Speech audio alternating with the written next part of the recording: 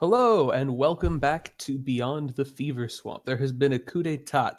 KSB has been temporarily dethroned, and I will be taking over running the game with a separate party. We'll be returning to our swampy adventurers soon enough, once KSB's schedule calms down a bit. In the meantime, we will have this is a sort of an understudy game.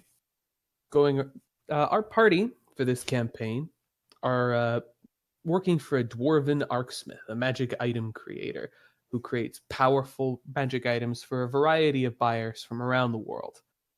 He sends the party out on quests to locate difficult materials or creatures that he requires in order to complete this task. Uh, our party are mercenaries, therefore, and while some of them are dwarves, others are travelers from more distant lands here for their own purposes. Let's go around the table and meet our characters. First of all, our deposed dungeon master, KSB. All right.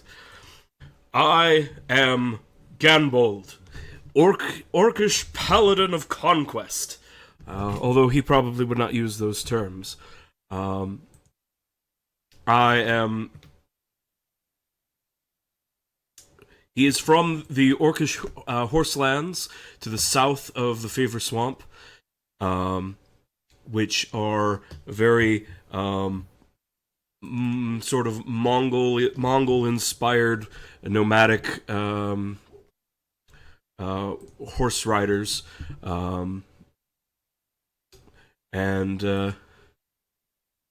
he is a follower of Grumsh and the rest of the Orcish pantheon, which I've made some slight tweaks to from their D&D canon, which will probably come up. I won't go into it right now.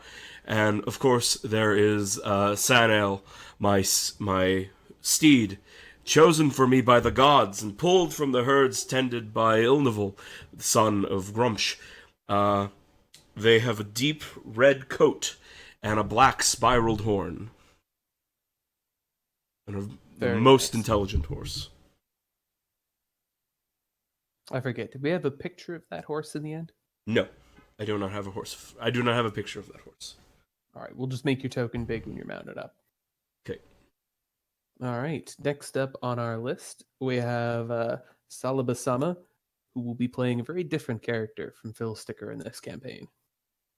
We'll see about that.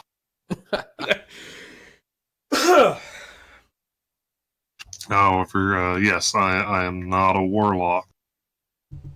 Shocking. I know it's the first time for me. I'm being careful. We'll see how it goes. I am Ogil, an elf.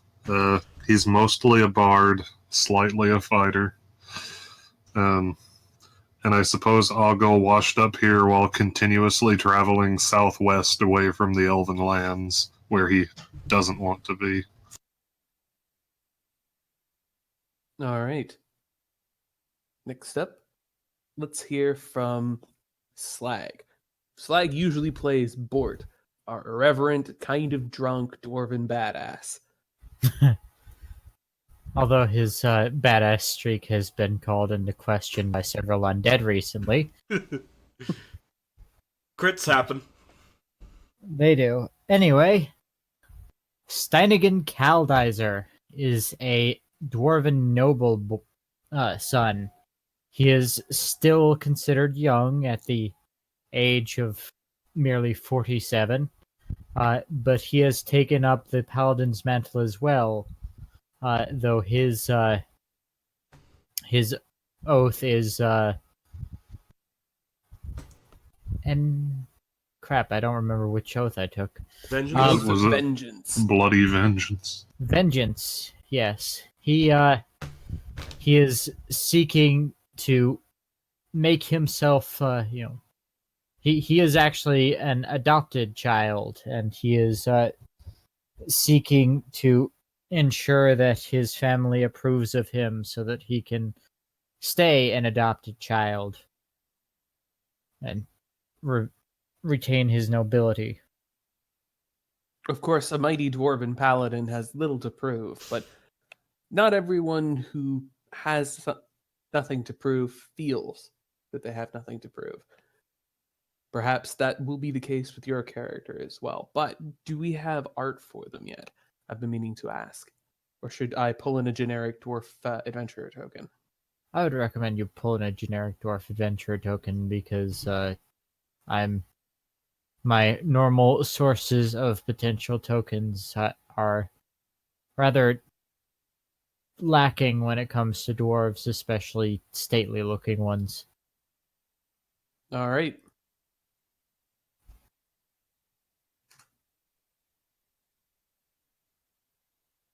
I can't remember what I just said, but I'm 90% sure it doesn't actually make sense. It did. Okay. And lastly, we have Creador, who normally plays Kildrak, our incredibly terrifying bard. Terrifying. Huh. I guess that would be apt. Yeah. It's mostly the pipes. Yeah. But take whatever I can get. Okay, so I in this campaign am Ulfgar Loader, a mountain dwarf wizard who is apprenticed to the Arksmyth that we're working with, and has essentially been told, go out and do things for once.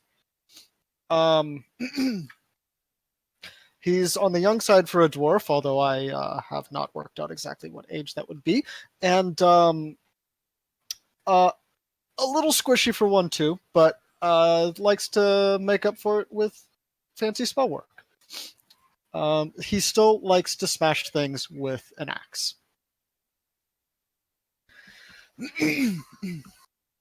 All right.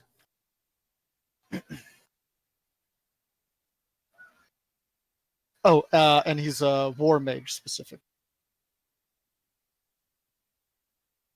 Very good. So, the four of you are aware that the Arksmith, Jerome Carthalagosin, is going to be calling you in later today to discuss sending you out on a quest. He's meeting with a client, a dwarven alchemist from within this city who has recently invented a new recipe for healing potions that he's very secretive about.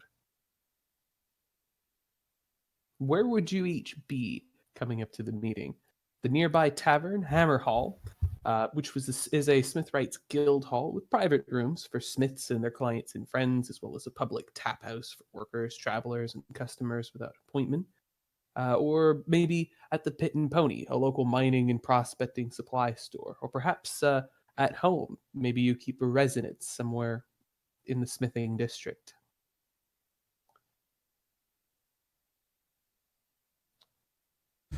Where do you think Gambold would be? Ganbold would be at the tavern, eating a hearty meal, but passing on any strong alcohol. He needs his wits. He needs to keep his wits about him before meeting with the Arksmith. But expecting work, he would probably be trying to enjoy his last few minutes of temporary freedom. All right. Cheeses and mushrooms are common in dwarven cuisine in this part of the world, as well as pastries with imported products from distant lands. Galata is very much at the crossroads of the world. It's a bit far from Nilfenberg, but not so far that people don't make the trip. It's similarly close to the Elven Woods, the Orcish Horselands, and the Fever Swamp, as well as some wild expanses of wilderness between the Galata Peaks and the Bowl Mountains. Fresh venison is also served. Does anyone join our Orcish friend at the tavern? Steinigan will. You'll also be avoiding hard liquor, although for a dwarf, hard liquor is quite a different thing from most other races. A variety of lagers are served, each colder than the last. Excellent. You're very high up the mountain here. Although you don't travel through tunnels,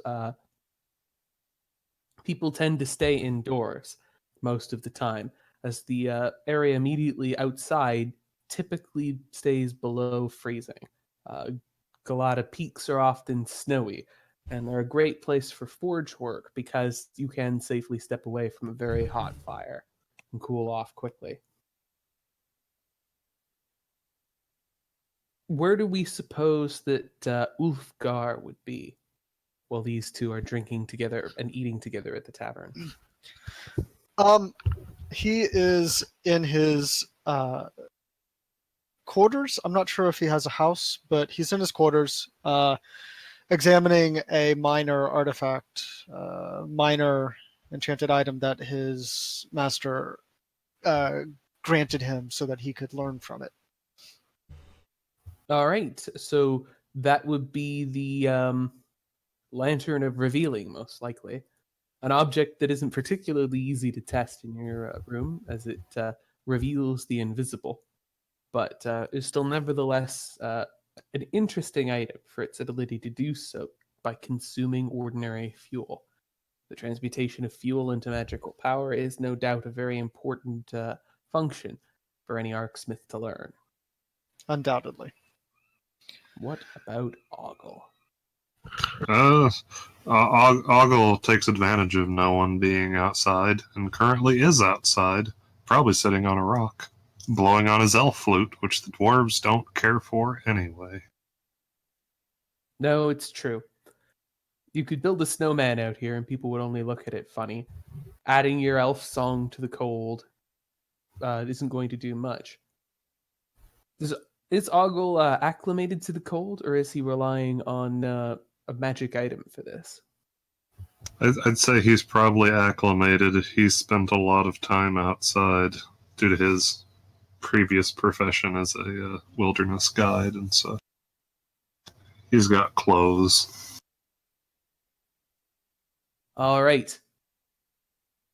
After lunch, normally you would meet at the tap house to go over your plan, but this time, when you arrive,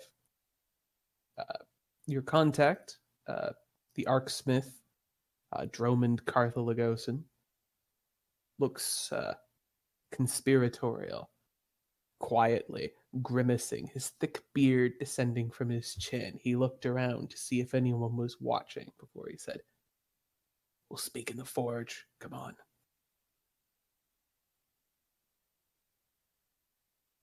To the forge we go. I suppose, yes, we do. That is a little alarming for Kaldizer, though. Gandalf follows silently, trying to remember not to hit his head on the low ceiling. Fortunately, the dwarves here seem to value vaulted roofs, and so they were just tall enough for Ganbold to be comfortable. Good. You walked through the streets. Dromund paused to look back towards the entrance of the tap house, and then as a small party exited talking and laughing, he quickly moved you down a back alley, hoping to give them the slip. Soon enough, you were back at the forge. He started stoking up a roaring fire, and the sound of it made it hard to hear anything much beyond the room, and he spoke. "So, we've been asked to make something secret. It seems that our alchemist friend does indeed have a new, cheaper way to make healing potions. The potions are good and they work, but there's a byproduct, a dangerous, cursed waste that blights whatever land it's left behind in." Then we should stop making it that way. No, nonsense. What we need to do is to commit what he has done is come to me for a solution, and I have one. Bag of Annihilation. Ulfgar looks very excited and interested at this. Ganbold looks slightly concerned. Annihilation. Aye, anything that goes in the bag will never come out. and it can take as much as it needs to. Be placing it into the bottom of a long pipe. He'll be able to pipe the byproduct into from his lab. Should revolutionize the potion market. Very good. This... And you are going to go into business with this potion maker? He's going to be paying us a lot of gold up front for this, and to not tell anyone about this so that his recipe stays secret. Of course. Yes, of course. There's just one problem. To make it, I'm going to need a living aboleth. A living. The whole aboleth. The whole aboleth. Alive? Alive. Can they survive out of water? Well, in a manner of speaking, I've got something that you'll be able to, once it's unconscious, put on it, and it'll put it into a deep, death-like slumber. You'll have to bring it back intact. But should anything go wrong with the enchantment, you might have to knock it out again.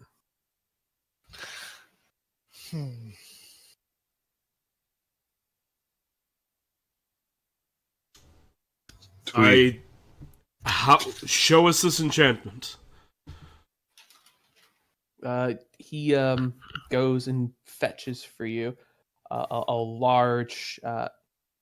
you're not really sure if you want to describe it as a bracer, a collar, or a tube, but it looks like it would clasp tightly around a roughly 1.5 foot section of aboleth. Is that thing going to be big enough? Should be fine. Will we have They don't have bones, you see. You'll have to squeeze. Will we have a Yes, team of horses and some kind of tub on wheels? Or You can do your a bag packaging. of holding? We can't put it in a bag of holding. It would interfere with the enchantment. But that's not the hard part of this quest yet. Finding an aboleth is going to be harder than bringing it home once you've knocked it out. Really? They're I've not only native heard to that the plane they- normally. Yes. I've only heard of tales of them being deep underground. But do you have a lead? Yes, but it's not going to be an easy one. Long ago, there was a cult that worshipped an aboleth in the Mirbug. They kept a temple there, but its entrance is hidden beneath the waters and was lost. There was a map to it once. A group of scholars kept it in a library in Nearder Boldir, which has fallen to the dead.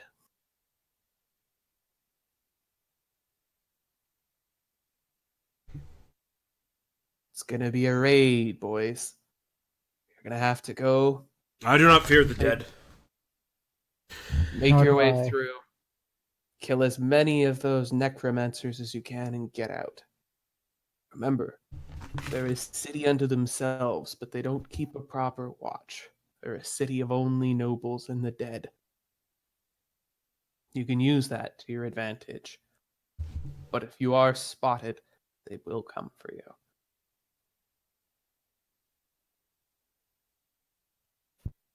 Well, you don't set simple tasks, but this is what we must do. Right, what's our time limit? As long as you need, really. Try not to take more than a year. Shouldn't take us Somewhat more liberal than I was expecting, but yes, it shouldn't take us that long, and if it does, well, If it does, we died along the way. more than likely, yes. We'll all send sendings every few days to check on you. Appreciated. Now, while you're there, as you well know, we dwarves are the type to favor vengeance. We have a long grudge against the necromancers who stole Nirdurboldir. Do what you can to do as much damage as you can on your way out. Oh, of course. Stealthily, of course. Learn whatever you can as well. If the city's weak, we'll be wanting to invade. And, Ulfgar, I want to talk to you a bit more. The rest of you, gather what supplies you'll need. He dropped a pouch on the table. Here's 100 gold to outfit your expedition.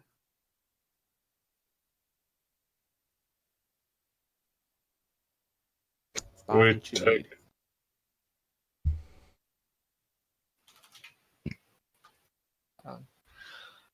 Wolfgar remains behind. I guess the rest of us sit down at a table. Like, okay, what do we need? So there's one more thing, Ulfgar. What is it? Necromancers know tricks of magic that we don't. You can bring me back some of their spell books. May be more valuable than you'd think. Certainly. I'll see about making that happen. Good. It'll possibly prove difficult, but Well, don't endanger the mission or your life for it, but if you find yourself around some, if they'd the be city worth is a as lot. riddled with necromancers as you say, then I'm sure it'll be no problem to stumble across one or two. Yes and no. They're not all wizards. Some of them are just enchanted by wizards to control the dead. Ah, of Dread course. knights, they call them. Dread knights. That sounds unpleasant. Well, you should be more than a match for one, but be careful. The dead around them will fight harder and stronger than you're used to. That's valuable to know. He nodded. Best of luck on your journey. If anyone asks, you're just out hunting dragons. Of course. Bashing Balrogs. All right. With the meeting dismissed, you had an opportunity to sit down together and figure out what all you would need to purchase and bring. You knew that that Nirdurboldir had both underground and overland sections, and would also be similarly cold and high in the mountains. Despite its proximity to the Mirbug, a cable car used to run down, but it's long since fallen into decay, rendering the passage directly from the Mirbug impassable. Well, we'll certainly need generic adventuring equipment. 10-foot poles, rope, grappling hooks. All the stuff you might want for getting into a place that's a little bit under the weather. Of course.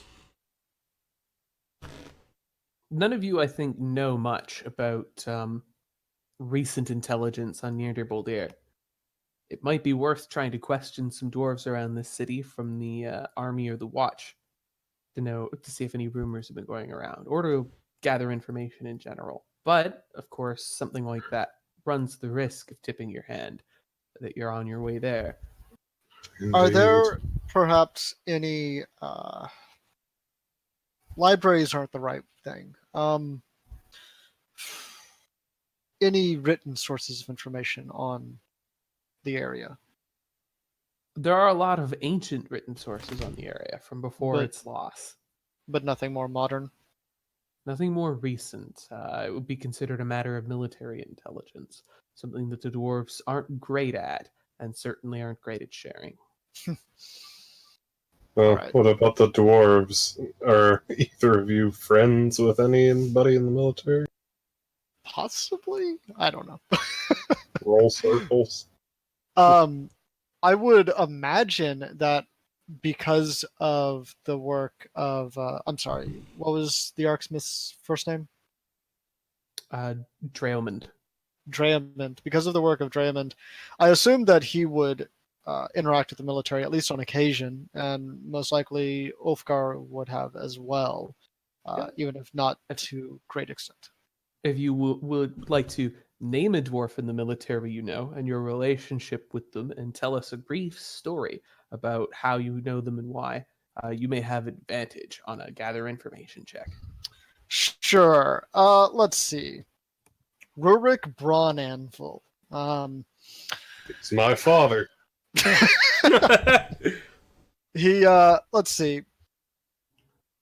He came by needing some custom armor one day for his commander, and wanted to make sure that it was good quality, so of course he came to the best, and he wanted to make especially sure, so he was more than happy to take Ulfgar out drinking a couple of nights. And it turned out that they actually got along decently well. And while they don't keep in particularly close contact, they still trade favors on occasion. Making sure that, say, a delivery makes it a little bit early, or that a perhaps drunken mistake is overlooked by the watch. All right. Rurik Braunanvil is on watch outside. He's standing on top of a small one dwarf tower with a ladder leading up to it, shivering in the cold, covered in thick furs, snow stuck in his beard, looking grumpy and grimacing a little bit. He saw you coming up the path towards him. Roll your persuasion check with advantage.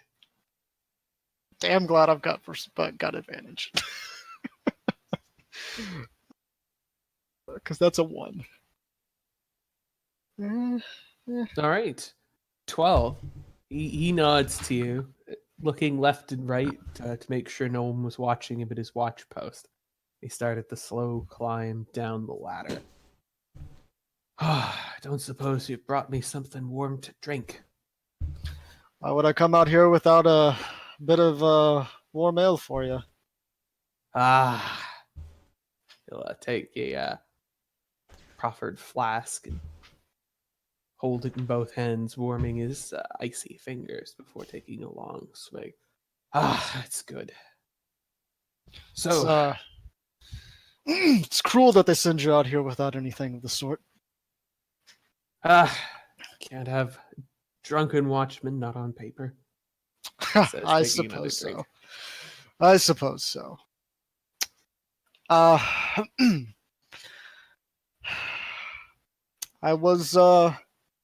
was hoping that we could discuss a matter of some import. And, the ammunition shipment's not going to be late, is it? Of course not. Of course not.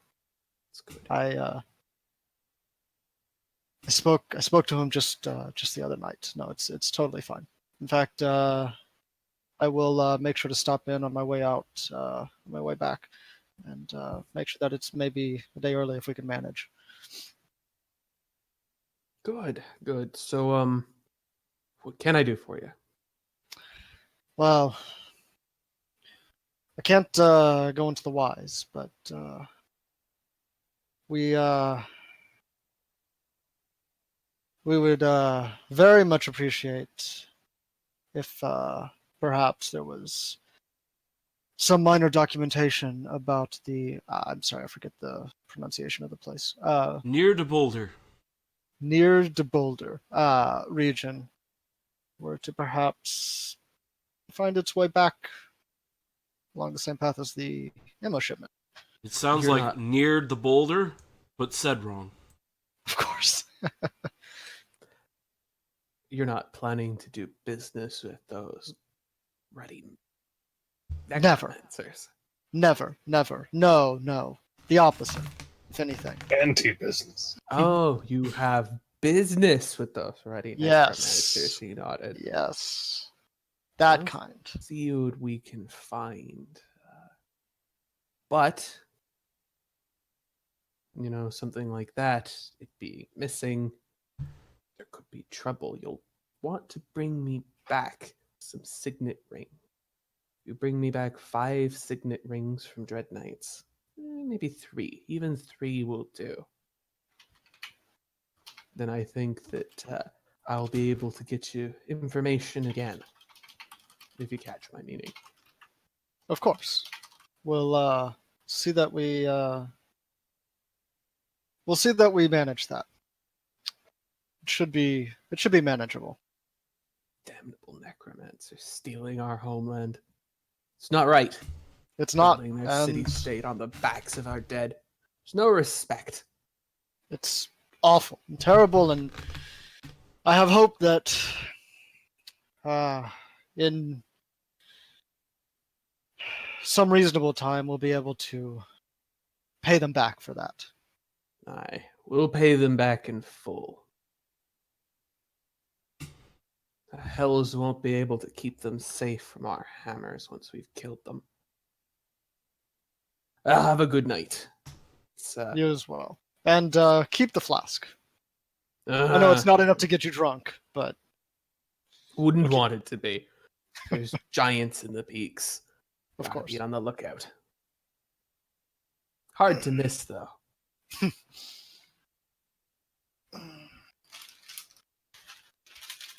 So with that in mind, it looks like you guys had a couple of days before you were thinking about heading out. Is there anything anyone wanted to accomplish in this dwarven town in the interim? Well, I had a question. How is Ganbold sending his communications back home?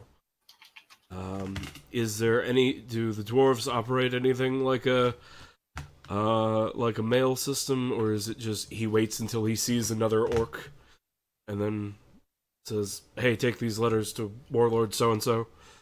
There is an eagle. It finds you, and you tie a report to its leg, and then it flies off. Cool.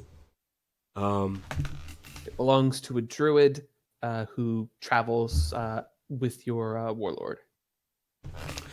Then Ganbol prepares his adds to his next report that there is a dwarf in the Galata Peaks who has discovered a new method for making healing potions, which requires less material and produces a caustic byproduct which blights the land, the soil it touches. And he adds that to his report. Some sort of curse was also mentioned. He adds that as well. All right. The eagle comes to visit you the night before the ammunition delivery is expected to arrive. It caws angrily, demanding food. He provides it with a piece of raw meat. It looks disappointed that it isn't allowed to kill the meat itself, but accepts it, tearing it and biting at it. It glowers at you at the side of its face, and then looks at you, looking goofy, as eagles do when they look at you head on, and offered a talon. He ties his report to its leg, which includes this recent information, along with any other strategic information he has uncovered in the preceding weeks, and ties it to the eagle's leg. Sends it away. All right. What effort do you make when this is happening and you see an eagle flying in the sky to keep the dwarves from noticing that you are routinely visited by eagles? I believe Ganbold would want to keep this communication secret, as secret as possible. And so if there is any sort of schedule to when the eagle is expected to arrive, he would meet it somewhere outside the dwarven settlement. All right. That was arranged then in an earlier letter. Yes. You know when to expect the eagle, at least more or less. Your position is not always directly known to the eagle, and the time it takes you can vary by a couple of hours. So you're often out camped by a fire just waiting. But it never fails to arrive. Yes.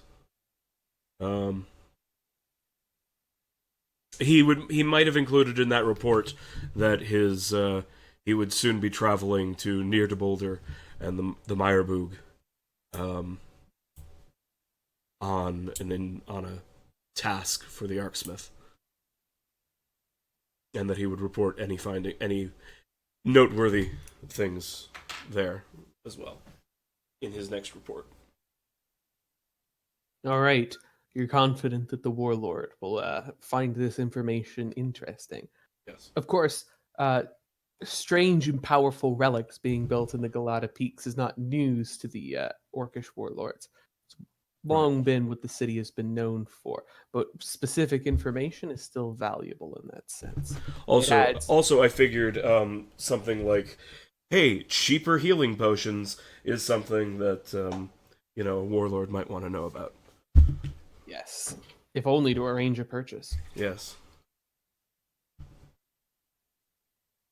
So, is anyone else going to be doing anything before your report comes back in?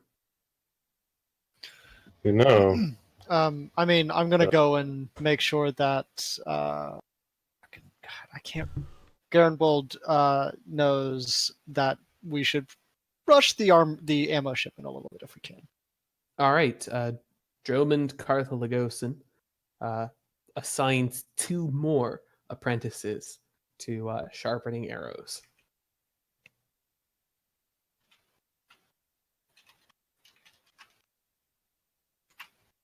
Oh yeah, speaking of those cheaper healing potions, maybe we should get a couple. Well, he's not willing to go into production until after his disposal facility is created. Actually, blighting Galata would earn him exile at best, and possibly the worst thing any dwarf in the city can come up with. Oh. Well, never mind. But when you come back, that will be in the future an option. You're likely to be given a large amount of healing potion as a reward for this quest. So when the information comes back in, it would seem that dwarven patrols rarely go past the Meyerboog. However, reports do come in that there is intelligence sharing with Rankburn Castle. The Nilfins are, if anything, reliable for keeping deals, and a common enemy is an easy deal to unite people. None of these scouts actually venture into the Bowl Mountains, but what they have been reporting is that undead patrols out of the Bowl Mountains have been reducing after a series of movements reported heading to the west some months ago.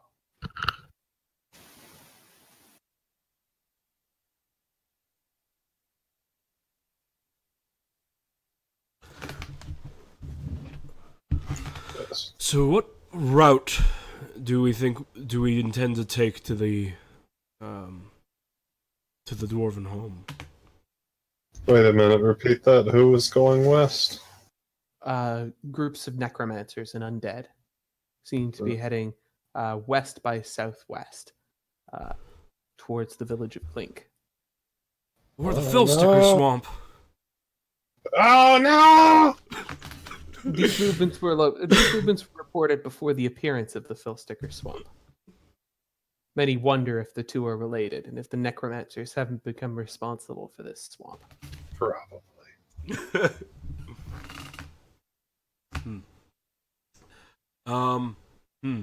So, yes, so that's interesting. There are necromancers in that region.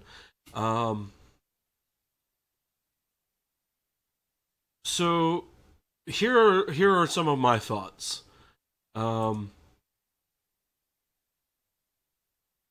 The most direct route is to just go north through these woods,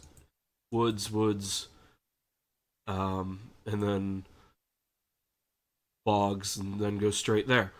But that requires us to go through the swamp. You also know that this hex to the north, the last hex in this line, Mm-hmm. is surrounded by tall peaks. There used to be a ruined cable car there. It would not be easy to actually go up the mountains from there. You would likely have to proceed like this from there, which may not be ideal. Mm-hmm.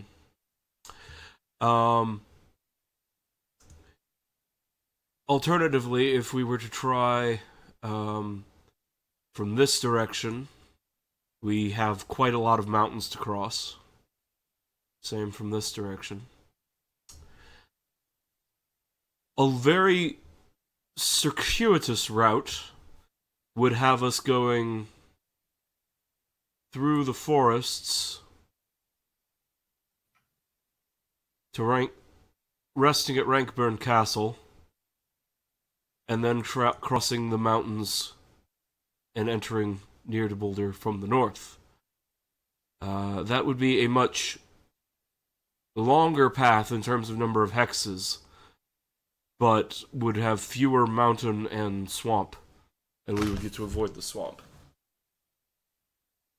It's true. You don't know what kind of welcome to expect at Rankburn Castle. You are traveling with an orc, and that's always a bit iffy in Miltenberg, but not completely out of the question. You're likely to just have to make a persuasion check here and there. I am very persuasive. They'll see And me I'll with get him it and they'll all. say, "Oh, it must be okay." These woods are wildlands, but they're relatively safe compared to the mountains. You would be able to make the bulk of this journey without expecting too much difficulty.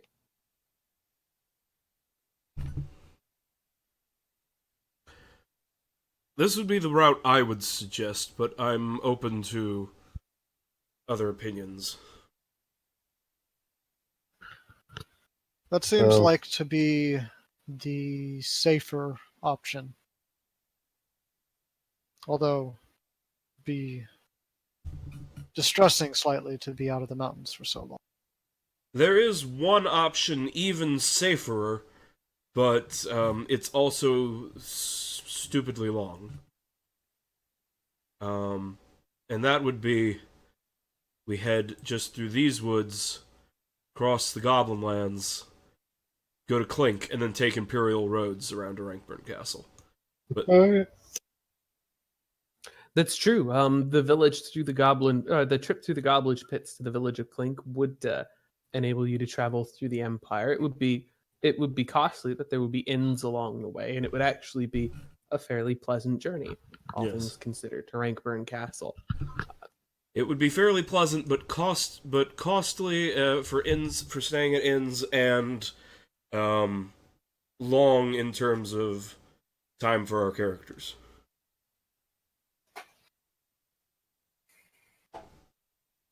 I favor like the 20 woods as a middle ground, but Yeah, as do I. Yeah, it looks like you're Yeah. saving. It looks like it would take you 10 extra days if you wanted to go around to avoid the woods, passing up the Tower of Archmage Gerhardt. yeah. All right. So this will be our route. I suppose we need to purchase, use that 100 gold we were given to purchase rations and things. Well, we'll be fine most of this journey. There, as you know as well, there are plenty of edible plants along this path until we hit the mountains, I suppose. Yes, Oh, I am quite and- proficient and in the survival. bleakness. I have a 2. I am quite proficient. It's okay. You have a class or a background feature. Oh yes, the background feature gives me You can advantage. just do it. No, because we're using Fever Swamp rules. Oh, okay then. Yes, we have advantage.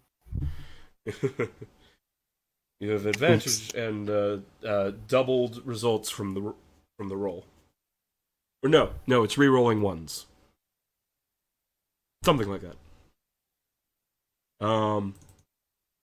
Still, I don't want to rely on our foraging. A bit of extra rations for backup is always a good plan. Yes. It does make a lot of sense. So what I'm going to do is I'm going to call a 5-minute break here while you guys sort item shopping. You should be able to edit the token by your characters here to add things like rations and all of that to it. Feel free to write in any other gear that you want to for the trip. And then in 5 minutes, we will depart through the woods. Sala asked in text chat, how much gold did we start with? Is it just the 100 for the expedition? Just the 100 for the expedition. Okay. I rolled starting gold, and then I just took what equipment that I wanted because we were just taking equipment. Yeah, I figured you'd have spent most of that already, and the 100 gold would be a good way to give you some, something of a war chest. Then Anyway, I I'll will see you spend after some the of break. this time picking out normal equipment because I did not do that. Oh, yeah. By all means, take any normal equipment that you think you would have had for a day-to-day basis beforehand. Sure. And All we're right. back. Thick snows lashed down around the mountain as you prepared to depart. The trail ahead was dusted with swirling winds picking up the light snows that are still falling all around you. Ahead,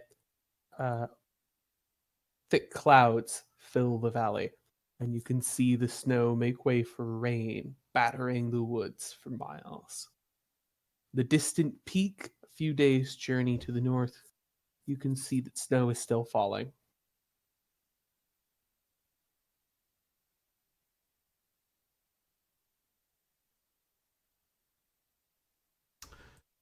Our destination for the first day of travel is this forested hex. How fast do you hope to travel? Normal speed. Who? Hello. Hmm? Looks like we have convalescents joining us. Oh, hello. Get out.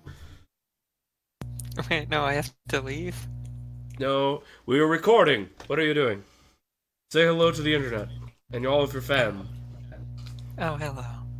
Yeah, no, I just wanted to listen in. That's I'm fine. awake now. No worries. Good morning. Convalescents will not be joining us for the next little while. They have had a schedule change with regards to work that is making the game difficult to reach on time and stay through, depending on the week. But hopefully they will rejoin us soon. We miss them very much. Yes. Who will be navigating the first day of the journey? Ogle navigates. And Ganbull will forage along the way. All Since right. we're all basically the same, we can switch out each. Only Ganbull Okay. and what's your name, Sala? Ogle? Ogle? Should forage though, because they have advantage on it from their background. Fair enough. So All right. Let's get that foraging roll and navigating roll as you make your way down the mountain. so 13 for foraging. Looks like 3 for survival. Yeah, sorry about my faulty mouse button. Don't worry, guys. No, that's a false sun. We're going Alright. this way.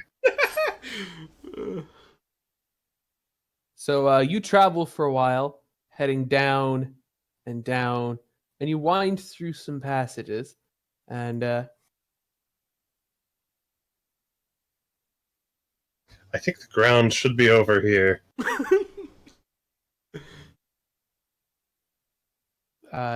you are, at the end of the day, thoroughly lost. You have no idea where you are, but you're not seeing any trees yet, just canyons.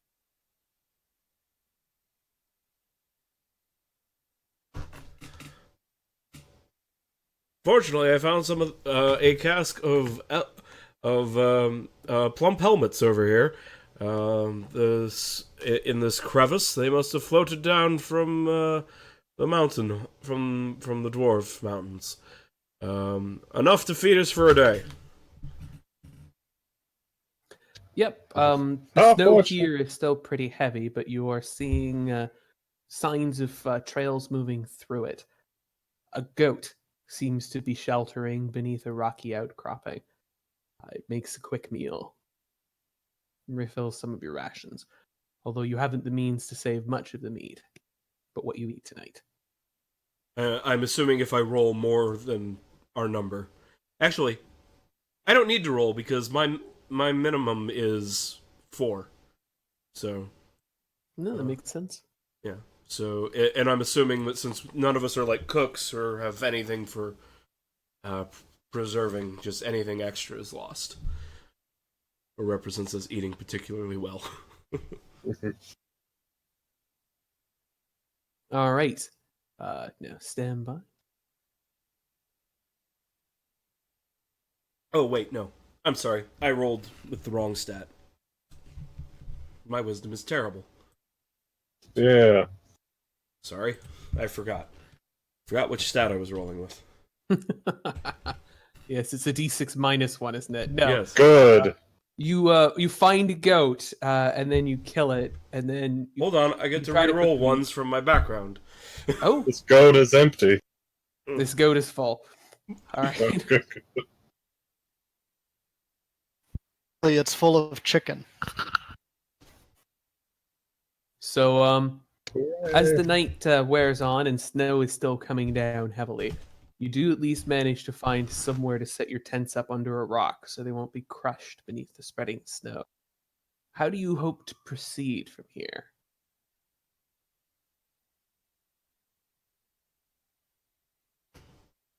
I'll let a dwarf navigate tomorrow. We'll elf has we'll got drop one lost. of we'll swing the goat's eyeball around and let it go and follow the direction it tells us, which is an old navigating trick. Right. We have some idea of which way we came from, right? You could definitely retrace your steps tomorrow, and I would give you advantage on a survival roll to make your way back to the city of Galata. Well, it's more a matter if we know right now the way we came from, then we can. Not exactly. It's twisty and turny. Yeah, you're traveling between peaks and through canyons. I'm guessing it's cloudy. It is snowing heavily. You can't even see the lights of the city. Of course. Oh. We'll We just chose have to, a make do, I So you seem suppose. to have gotten lost in a snowstorm.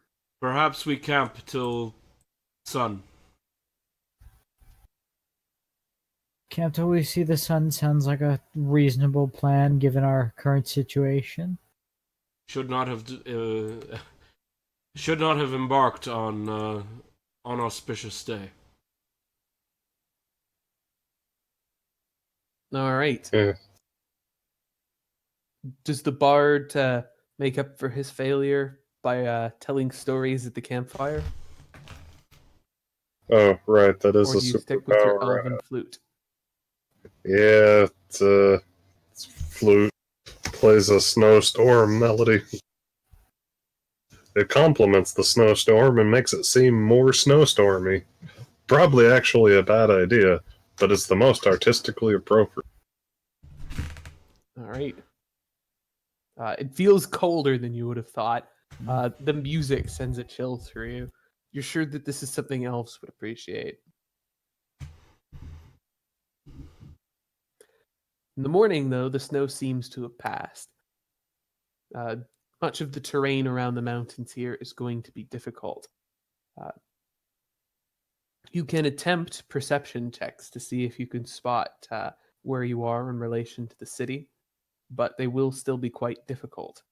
as you have very little view. If you had some way to gain elevation, that would help. Raise one of us on your floating disc. Oh wait, it can only move across the...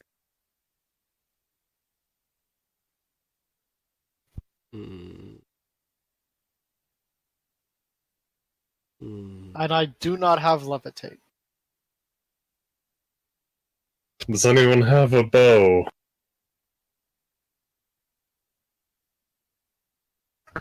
Javelins.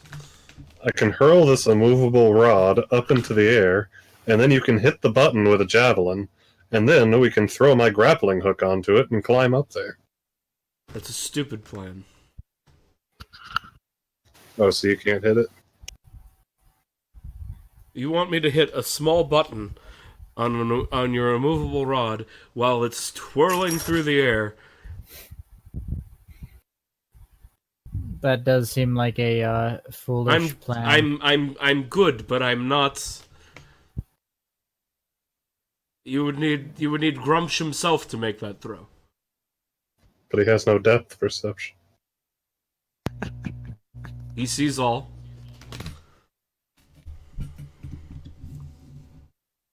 Okay, fine then. Let's climb something. Peak. All right. If anyone would like to make a athletics check, you can attempt to climb one of these icy, snow-covered, jagged peaks. Oh, hang on. I will do so. Hang on. Shit, I don't have it prepared. Never mind. I will climb it. I can assure you I can do this. I come prepared. All right, make your check. All right. I have a hammer and pitons. I don't know if those benefit me, but I also have a climber's kit, which will prevent me from killing myself. Oh, excellent. And also, I am extremely good at athletics. Yes, you are. All right.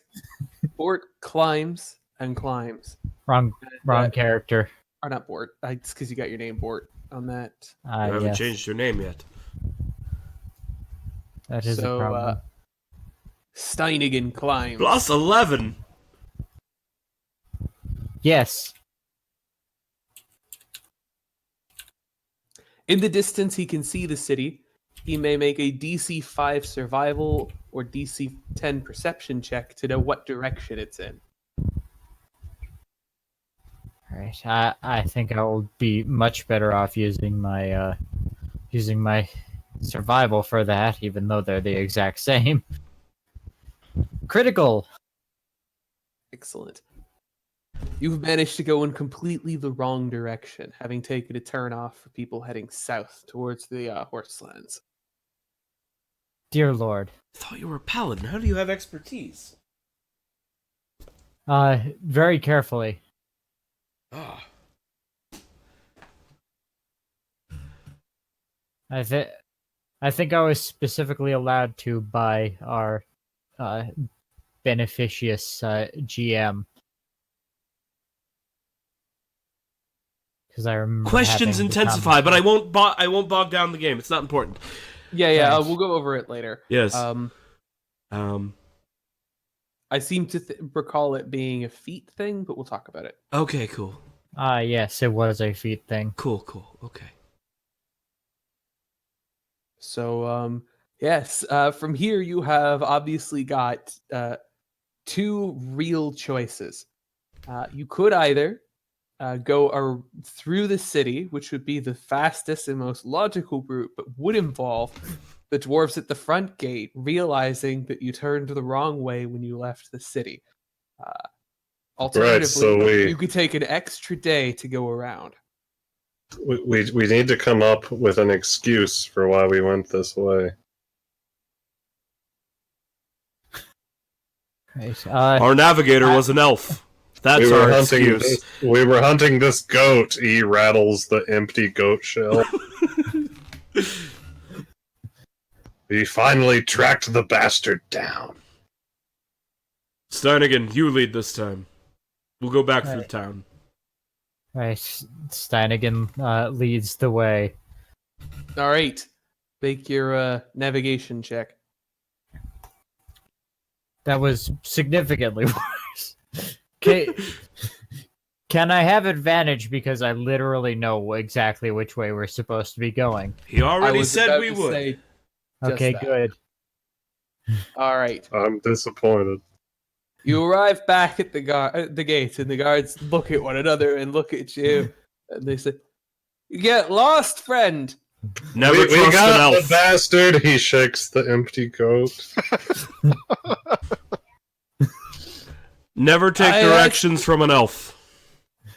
An elf got lost in the forest.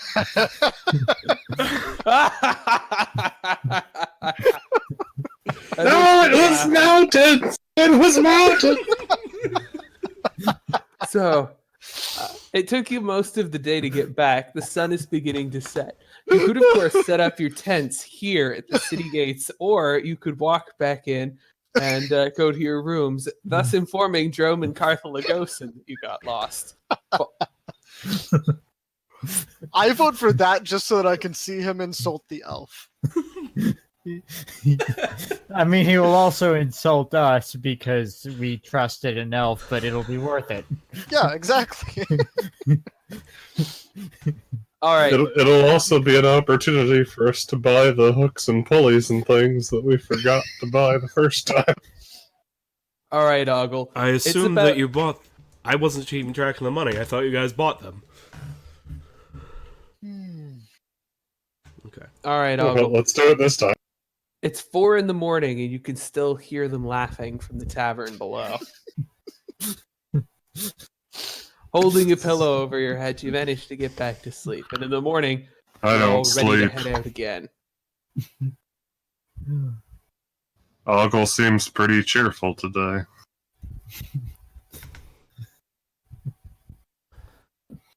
Right. We will make doubly sure to head out north this time. Okay. Who will be navigating? And keep. I do want to make clear it wasn't a random scatter to have you go south. It was the least likely outcome. We are just that misfortunate. Anyway, I guess I will do the navigation again because God knows we can't trust the elf. God. We're gonna get so fucking lost. Yeah. This is why you have rangers. If only Calvin had come back with Quarandir. Yeah, maybe your whole "let's go around the forest" plan was the better approach. You only had to get through like a few hexes to the goblin pits. Yeah. It's starting to look really tempting. I almost played a ranger, but then I saw they were dumb and boring. You were Well, just really you were just really jealous of me being a bard. I get it. To Yeah. the north. Hopefully. Oh, good. All right. I'm counting that as entering a forest, so you make it up to the north. How is the weather today for that, though? Look.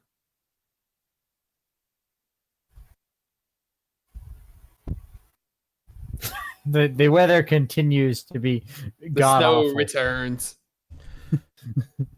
You can barely see anything in this forest, or in this mountain path. And then by the time you're getting down, the rains are heavy. We are cursed. At least Yeah. so far, nothing dangerous seems to have occurred on your travels. Ganvold finds, like, I don't know, a rabbit or something that feeds one of us, and subtracting 3 other rations. All right. It's a nice day at camp, and those of you who are not dwarves likely appreciate the thickness of the air as you come into the high mountain woods.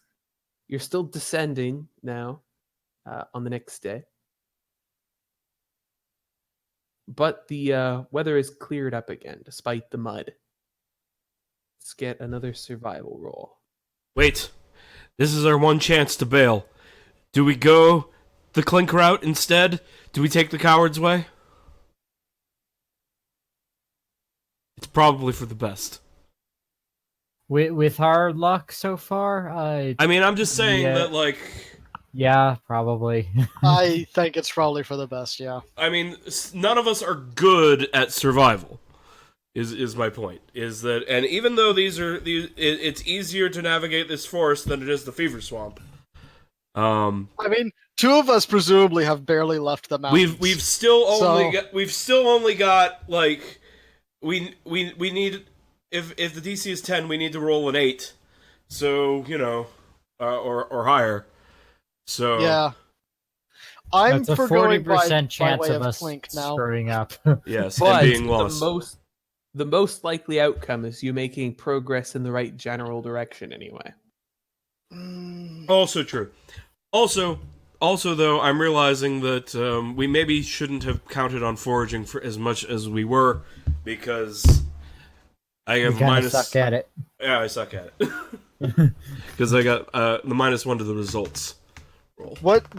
What's the stat for foraging? Okay, so here's the thing about foraging. There are 2 rolls involved. There's a survival check, and then there is a D6 plus your wisdom mod for how many rations you get. I've got +2 wisdom. I could do it. So you can do it, and maybe we should let you do it because you're going to get better results than I would.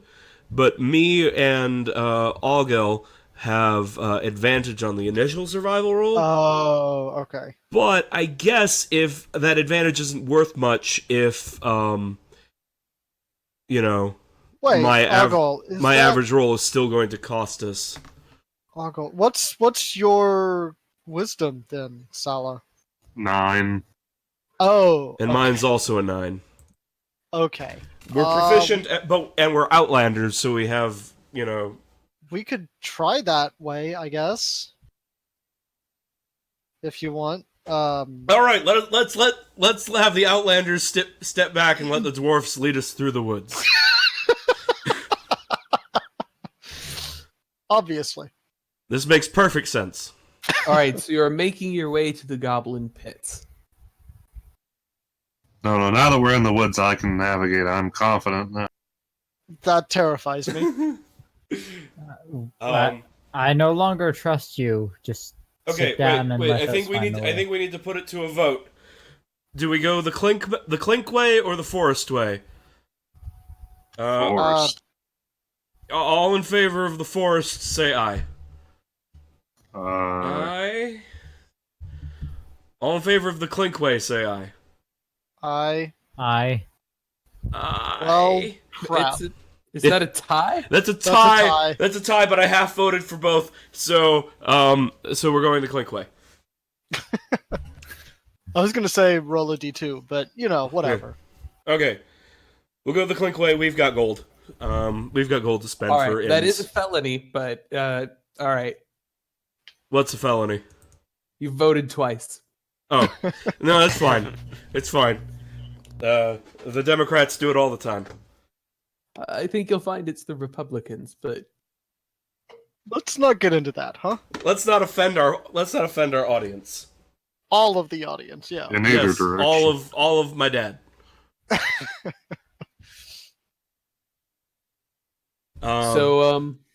Anyway, you guys are at least attempting to take a left turn. Let's Yes. see how that goes. Yes. I believe Ogle was being put in charge of turning left. Ogle, we're giving you one more chance. One more chance. The sky is clear. You have advantage. Don't fuck it up. I don't even know what you're talking about. I try. Hey! All right. Yeah. Okay.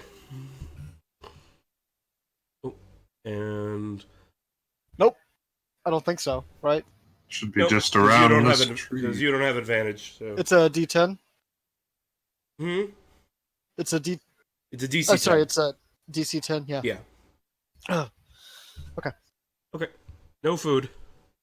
So that is another four of our food gone. All right. Your camp is joined tonight by a small group of a half dozen fairy dragons. They seem to be in the area zipping around.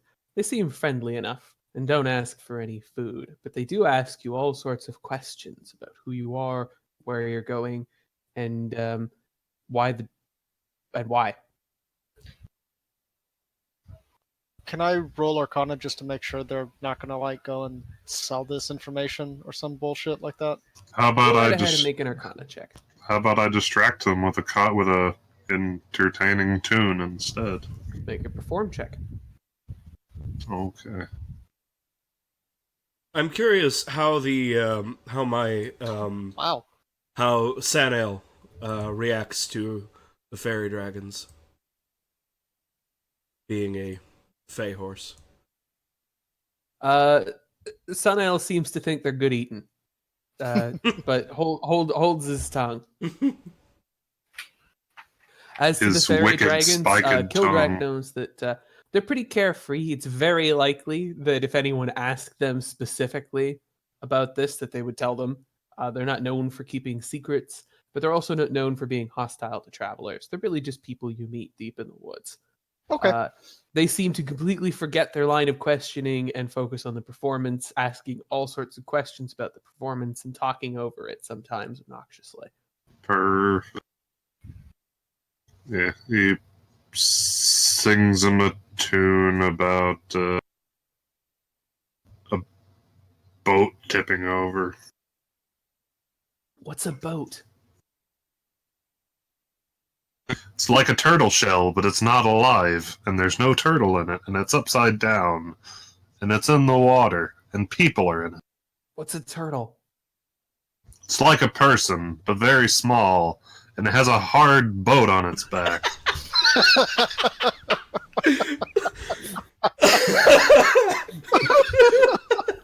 That's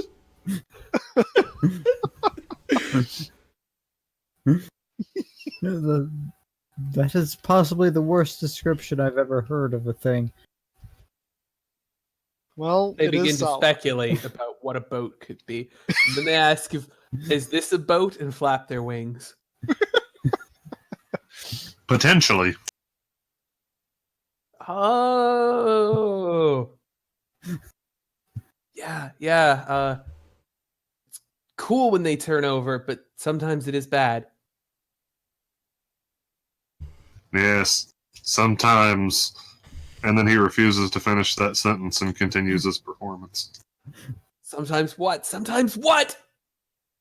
They zip around you, demanding, but don't attack or anything like that. Come morning, they're gone, having spotted a shiny thing in the distance when the sun rose. Where to next? I'm not actually super familiar with the Goblin Pits. I did not expect you to visit them. Well, we're not What is planning this on ground terrain? The Pebble Lands. It's sort of a wasteland, getting increasingly muddy as water filters down this way from the Filsticker Swamp. Just as intended. Yes, it's sort of a muddy, rocky landscape. Unless we get lost, we're not planning on going to the Goblin Pits themselves. 'Tis a silly place. So you're planning to move up into the woods? Yes. I mean to move the token. Yes, we're going to move there. Then I think All we're right, going to move well, there, let's and there, there. check the There. weather. There. See how that's going to go. Clear skies.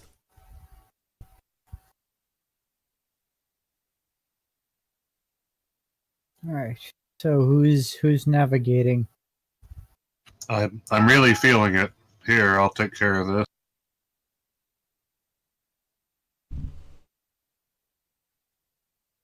Just barely. Just barely. Briefly, your path leads you to the edge of a mountain, and you all look very concerned. The elf assures you if you just follow the edge of the mountain, you'll get on. And soon enough, you do come to an area where you see the new swamp before you. Now, don't get You turned just- around while you're passing this tree. It's very easy to do. He very carefully does not turn around while he's walking past a particular tree. What does Ogle make of the appearance of this strange swamp where there has never been a swamp before? This must be very upsetting to his elven sensibilities. He declares, "Oh, never mind, we're lost." But I can see There's- the dark tower of the goblins. Yes, but there's no swamp here. We must be on the other side of the swamp. We couldn't have traveled that far so quickly. Honestly, my trust for you is so low that I am sure you've brought us the right direction, and I've just completely forgotten this piece of land.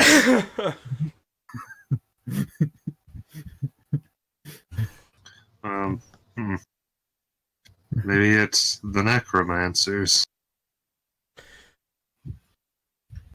Regardless, I'm sure the swamp only has good intentions and is a very good swamp. Now let's leave all our magic items in this swamp.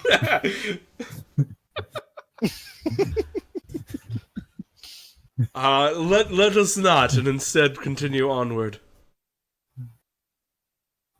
All right. So, another Ulfgar morning- fed us for a day. Wait, should check for your encounter here before you move on. Ooh, you are going to have an encounter here. Which encounter? Hopefully, it's not a witch encounter. I hear This those looks are like the quite right nasty. encounter.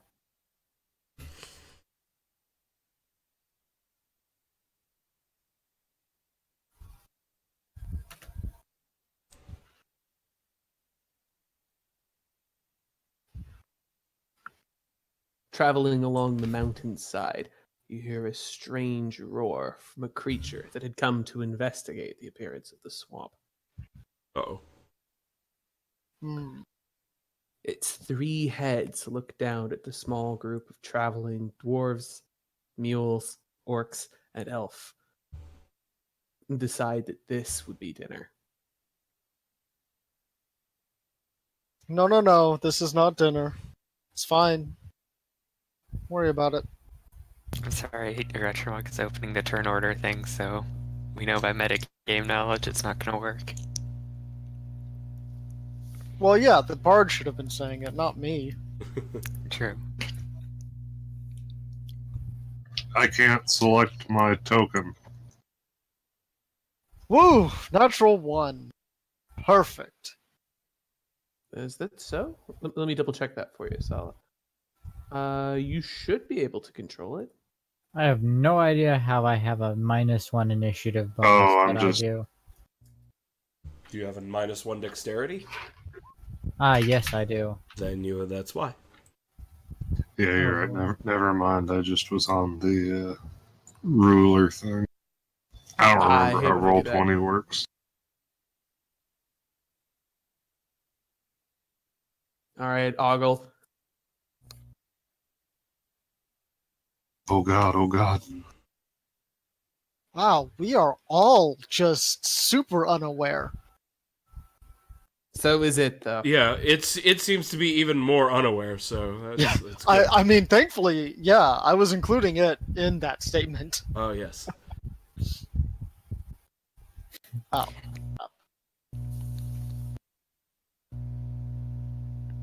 As you can see, I have been unfairly forced. No.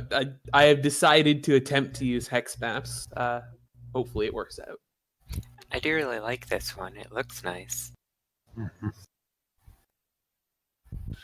My roll 20 keeps erasing the map, so I've got to reload it now.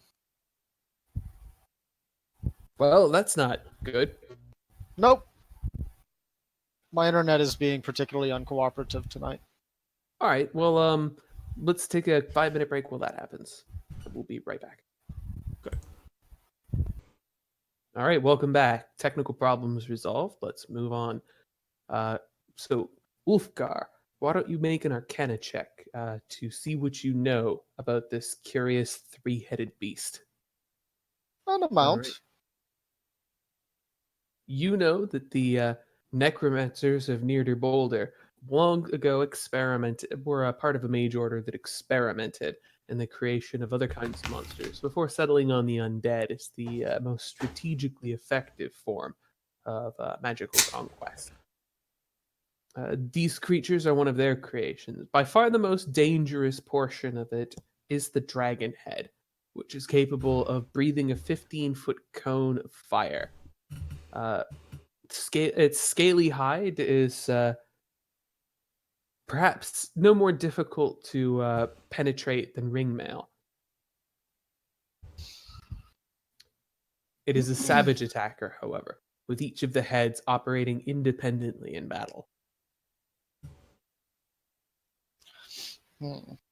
Well, I, of course, relay that to the group so that we're aware of what we're facing.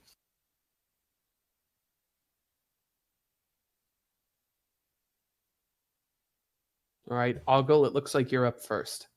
All right.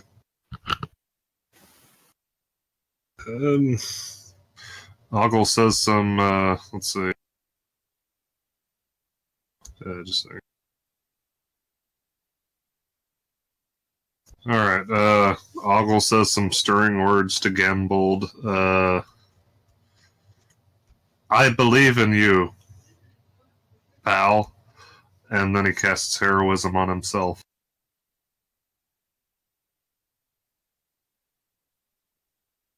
Okay. And he goes over here. So I have a bardic inspiration die? Yes. Okay. All right. Some of that was difficult terrain, but you had the movement to make that happen. Oh, yeah. Again, He jumps in these bushes.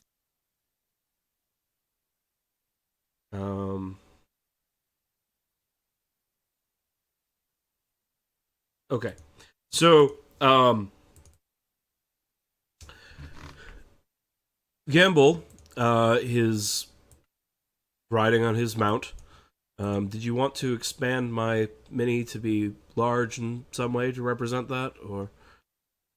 Okay. And yeah, and so Gambold, riding his steed, comes up into this opening and is having his horse just stamp and move about erratically in that area, while he beats on his shield and calls out the Chimera. And all right, I'm going to cast Armor of Agathis on myself. fair enough. As a free action, go ahead and make me a persuasion or intimidate or deception roll. Okay. All right. Yes, the Chimera definitely thinks that you are the threat. It is stealing your food, and it will do so accordingly. Mm-hmm. So as Gambold is there in the front making a scene of himself, as he bangs on his shield, frost spreads out from that impact, covers all of his armor, with a frosty coating, like he just came out of the freezing mountains. Excellent. Steinigan.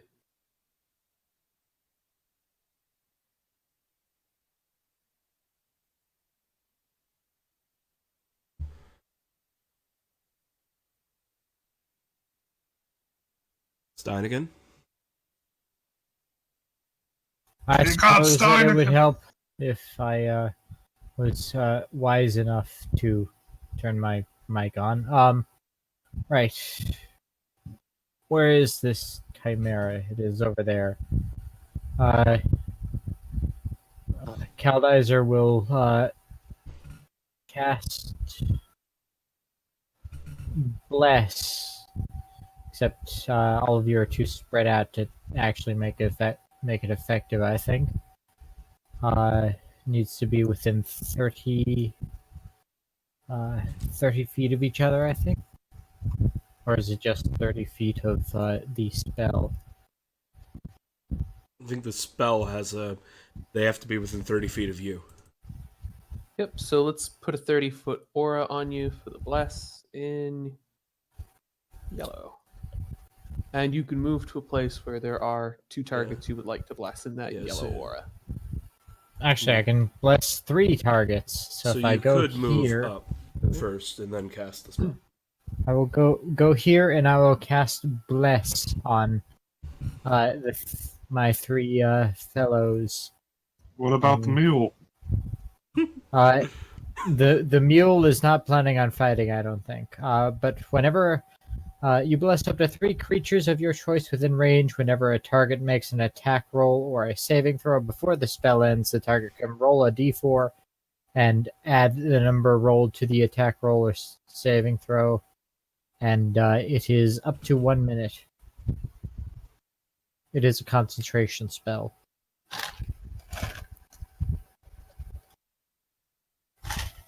All right. Ulfgar.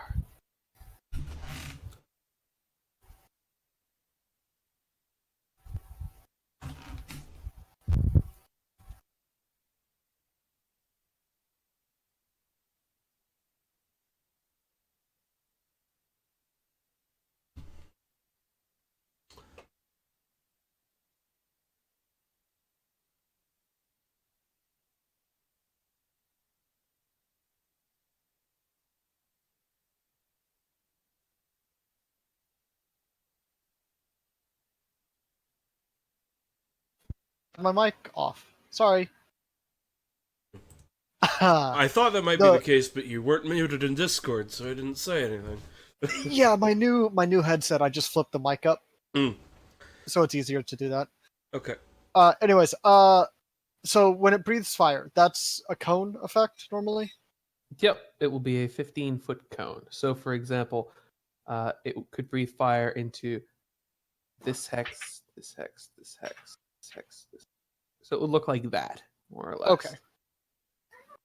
So moving here would probably not be ideal. No, that might not be a great spot. Yeah. Being beside the mule is also maybe not a great plan.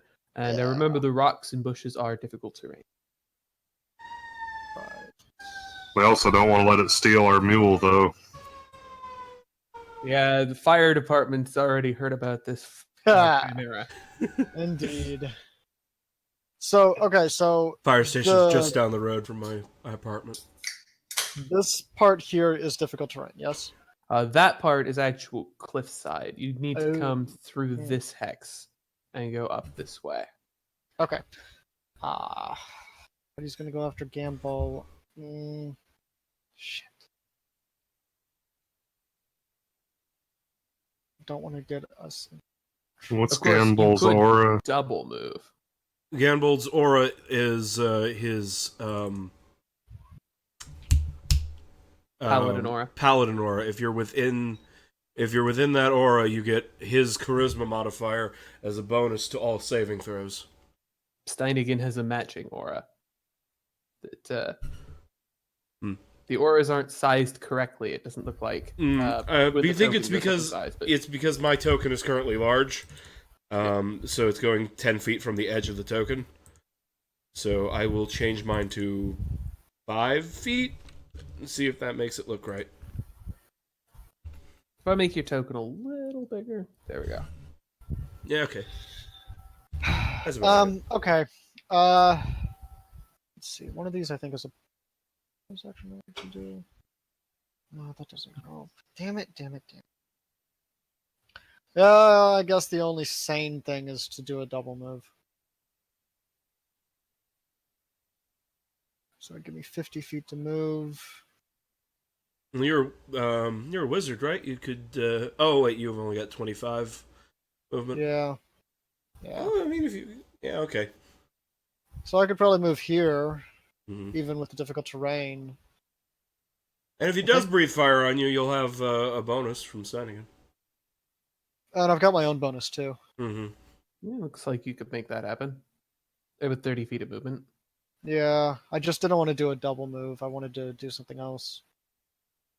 But all right, that's fine. I'll do that so that it's safer for everyone. I hope. Should have brought the donkey with you.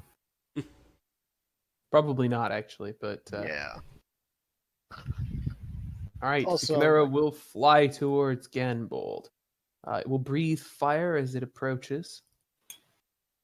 Make a dex save. Boo. 22 damage. Ah. Come up. Should be land more here of a on the scream than that. Okay, so first 5 of that comes off my temporary hit points. So The horse should also make a save.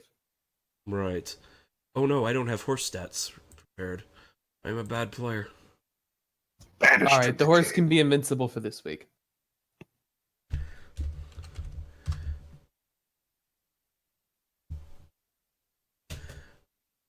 I mean, I can look them up real quick.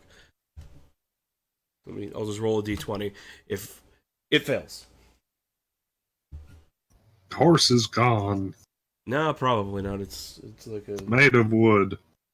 I don't know. I don't It's know a what fairy, after all. yeah. I don't know what kind of HP a Fey warhorse has. Looks like 19 hit points, so it's down. You'll have to get your horse back up after combat. I think it departs back to the other plane. All right, thud. Oof. And you are going to probably be knocked prone by that. All So right, many you're able dots to you move have. up to here instead, and it will claw at you. Let's see. I no longer have my armor of Agathis.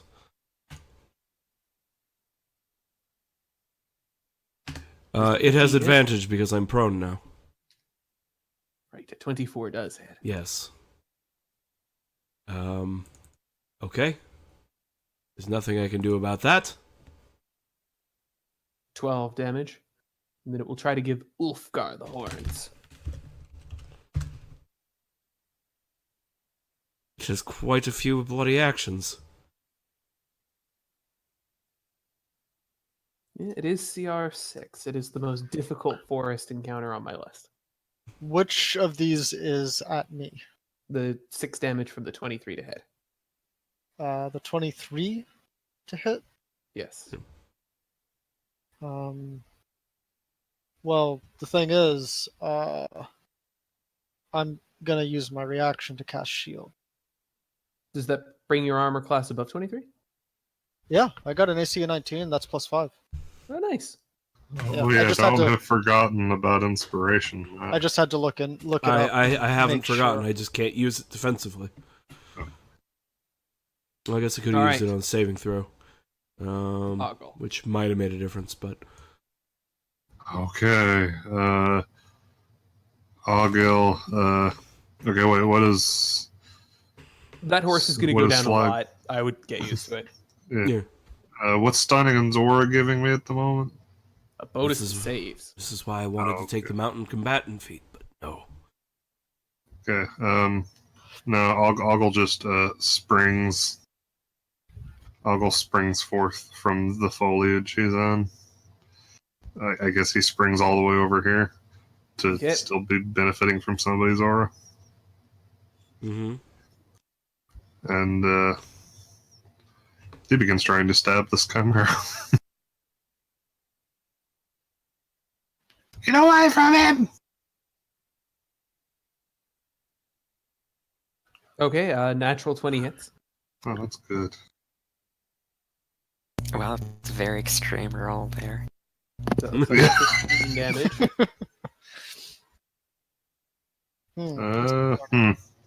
I guess I'll action surge and hit it again. Do you have a level of fighter? I got 2 of them. Oh, cool. Yeah, that's popular these days. Yeah. All right, a 19 also hits. Oh. For another 13 damage. Nice. All right, you poke some holes in it. It's a lion head growls at you. I'm screaming at it, so growls don't matter.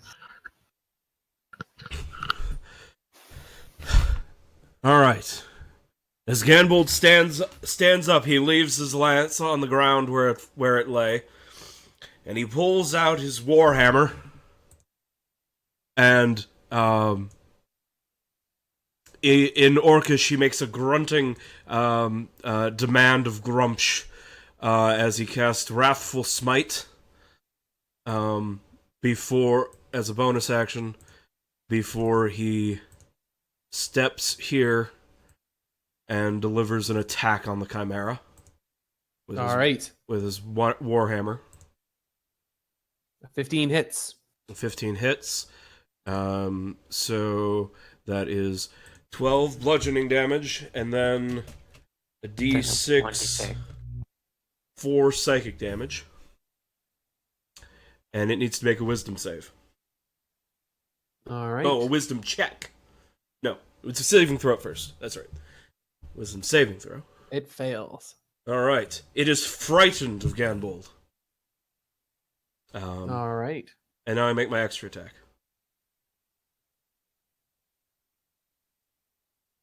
For another 9 bludgeoning.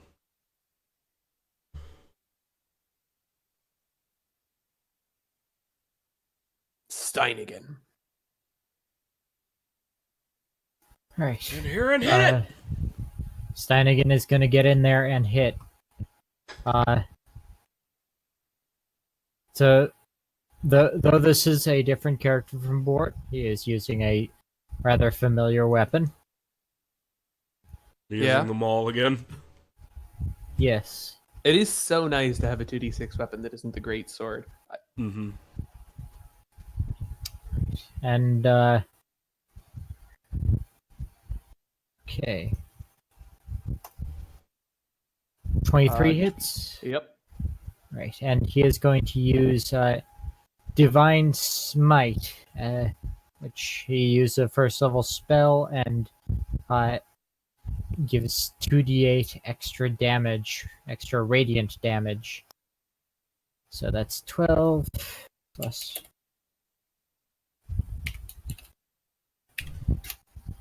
21 total damage.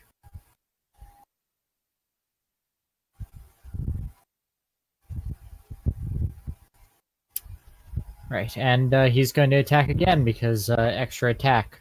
Yep. And a 22 hits. It does.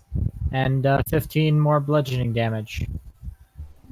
All right, you guys are pounding on this Chimera pretty hard. Ulfgar, do you think you can deny it a turn? Ulfgar, if you can deny it another turn, it will be really good. Really good for all of us. So, probably. I could always fireball it. That might be a bit of a stretch. Let's not go that far. You mean you don't want to burn the forest down? I'm more concerned about the fact that it will probably take me out because my dex save is terrible. Okay, so I won't do that. Otherwise, probably my best thing is just to whack it with an axe. We're a very smashy group. That you are. I just want to double check. Yeah, that's an action. Yeah. So I'm not positive this is going to succeed, but let's find out, shall we? Also, I don't know for sure if I've got these set up correctly, but we'll see. So I'll hit it with the battle axe if I can. Yes? You can. So I've got 6 plus... okay, that went wrong. Plus 5. So 11 damage. Yes. Well, unfortunately, that still leaves it with 14 hit points. Of course. Sorry. We'll work on that later. Green Flame Blade is a hard one. Green Flame Blade is a hard one to get roll 20 to do. Yeah, In any event, The chimera turns its attention to the three of you now, terrified of the orc, but fighting desperately for its dinner anyway. Oh, First- Khan did point out that it's got disadvantage on attack rolls. It Yes. does, I know. That doesn't help us if it breathes fire again. Indeed. But First, let's see if it does. It does. So, it can't hit any two of you with the fire, but it can hit one of you. And I think the person who it would probably breathe fire at would be Steinigan, because Steinigan hit it pretty hard. So Steinigan, make a reflex save. Or a dex save. Well, I'm terrible at these. Dex 15. Yeah, nah. wait, okay, well, 14 is so close. did you remember your bless?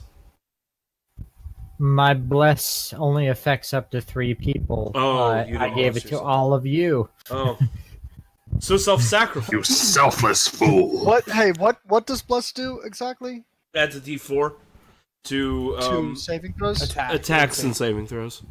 But So no one in missed. future, this won't help right now, but in future, I give myself via reaction a +4 to saving throws. So just bear that in mind.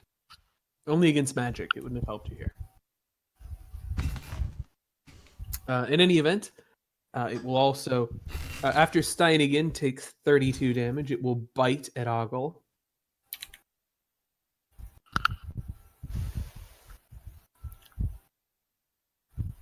For 15 damage. Oh wait, no, let's see if it hits Ogle with its... it does. And then it will try to give Ulfgar the horns.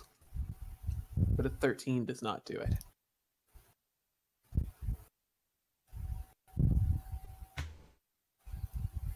Our hit point bars aren't. Oh, okay, there's one. I cannot see mine.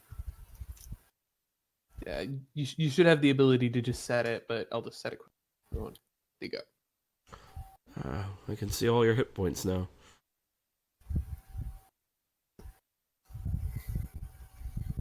All right. And that will make it Ogle's turn. Ha! He stabs the head that's biting him. The lion head. He stabs that bastard lion head. 14 hits. Okay, good. He does stab. Just a second. There's a pop-up box covering up the thing where I roll for the damage.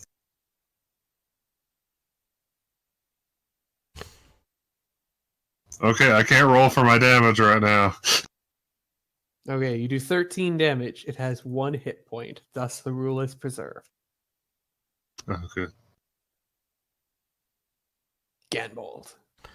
Okay, well, I see The foe very... stands on its last legs, Yes. cowering away from you, snapping angrily. Well, I see very little purpose in, spending any more resources, so I hit it with a warhammer. Really, really hard. Well, not so hard. Kinda, sorta hard. Kinda, sorta hard.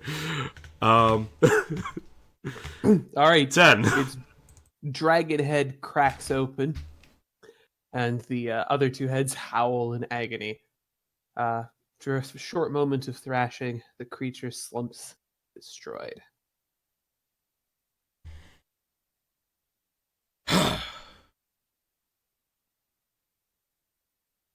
We did it. Well, you Good ruined fight. the dragon head. You ruined the dragon head. Now there's nothing for us to take to show it off. Lionhead's good too. Now we're gonna bring a lion head, and they're gonna say, "What is that? A lion? You fight a lion? Lions are easy." We'll bring the lion and the goat head, and tell them that we kind of destroyed the dragon head because we're fools. Ulfgar. Chimera good to eat? Is it? No. No. Shame. Is any part of it valuable? In No. principle, yes. You could start peeling off the scales, and they are still dragon scales. Let's get to it. Peel. The Arksmyth is likely to give you some minor reward for that, but mostly, your business with him is equipment in exchange for quests. He rarely deals with you directly in gold. He considers it too human.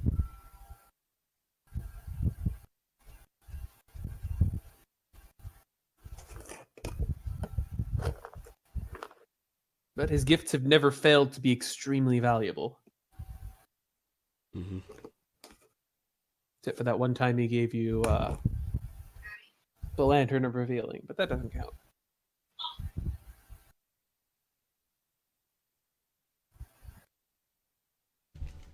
So,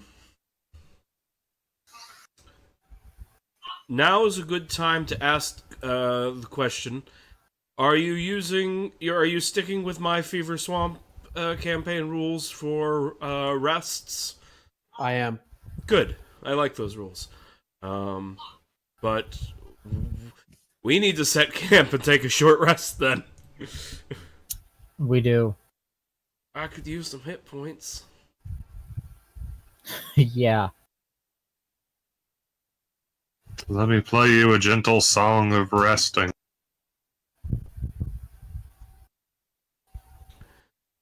I'm gonna roll 2 hit dice. Glorious. So many hit Please. points. I Please. think I shall also roll. Roll an extra 1d6, Matt. Is it 1d6 or is it 1d6 per hit die? I forget.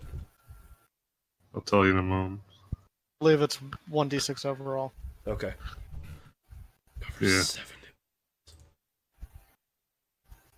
I also rolled kind of crap. Or please, roll a d6.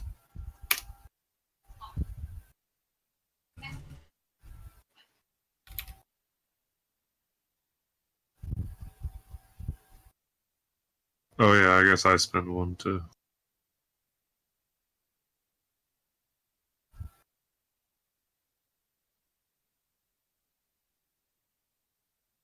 All right. Looking just a little bit less beat up by and large, perhaps after you've updated your hit points. You camp easily through the night. Nothing else disturbs you before another crisp dawn. It smells like you're downwind from the goblin pits. Hey, sorry to for my purposes for expended spell slots. That was a short rest, right? Yes. Yes. But with Arcane Recovery, which I believe I have, how I don't remember how that interacts with the Fever Swamp rules. Once per day per short rest, so you get to Arcane Recover at night. Because otherwise, the best spellcasting class, Warlock, as far as the community is concerned, it becomes just like ridiculously better than the others. And Okay. druids wouldn't be able to live outdoors otherwise, because druids also have Arcane Recovery. Well, one of the druids do. Okay. And otherwise, it's the same. Like, there's no change to how it actually works. Nope. You regain 3 spell slots. I think it would be your level worth of spells. Yeah, it's half my level. Okay, cool. Just wanted to make sure that I wasn't doing it wrong. I would assume a druid would be able to arrange for themselves to have a pleasant, relaxing day off somewhere in the wilderness, but it would require them to, like, do what we did in your other campaign, where we had to, like, set a dedicated, camp in order to take a long rest or something like that. That might make sense. And of course, if they have, like, their own special druid grove stronghold, then they can, of course, rest there. In fact, they have to rest there in order to have an extended rest. Using those rules. But yes. All right. Also, just Ganbold is specifically not going to recast Fine Steed because he knows they're about to cross the Goblin Pit's muddy wastes, and he would probably have to dismiss his horse anyway, lest it break a leg. Yep. It's fairly easy to navigate out here, and I won't make you roll if you're not in forests or mountains. The next day, as you are traveling around the Goblin Pits, you'll meet up with a Goblin patrol who demand, "You! State your name and business!" I'm Ganbold. I am here. I am a scout for my people. You're not with Phil Sticker, are you? Who is Fellsticker? I Sounds don't great. know. People passing through here keep saying they're with Phil Sticker. We don't know who he is either. I assure you I have never heard of anyone by this name. Good. Let us know if you do. Is he, some manner of villain, then? I honestly have no idea. I'll keep an eye out for him, then. Good. Fare you well. All right, stay away from the pits. We watch. plan to. We're heading to Clink. All right. Doesn't seem to make any further trouble for you. I don't know who the hell Clink is either. It's on the map. Is I don't- foraging particularly harder? Foraging is going to be quite difficult here. It's probably You are- like a 20 to find You- food. Okay, I'll try. Nope. Okay. All right. Another day goes past. It's a light rain.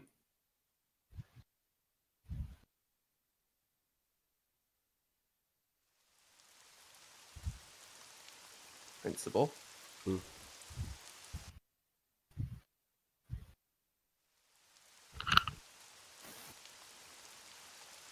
Pretty muddy. Pretty miserable. Everyone should give I me miss the plains. athletics checks. Acrobatics checks moving through the mud. The dice do not love Ganbold today. Ha, ho ha, ho ha. Jump, jump, jump. All right, Ulfgar. This is pretty bad. Mm, You're thick in mud. You're going to gain a point of exhaustion walking through here. it's not good. Oh, that's Once quite you get bad. to Clink, you'll be able to take a long rest. It's not too much farther, but it's pretty miserable traveling near the Goblin Pits in the rain. I don't actually see anywhere to mark exhaustion. There isn't. It's It's terrible that character. bad.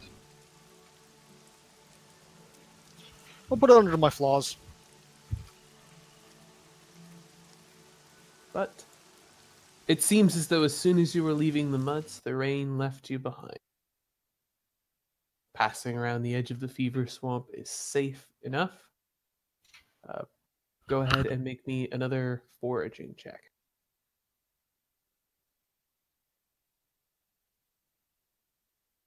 All right. These scrublands at the edge of the swamp.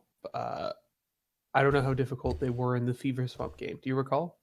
Not particularly difficult. All right. And yeah, you can get supplies off that. Wait, +4. That's wrong. My macro's wrong. Sorry.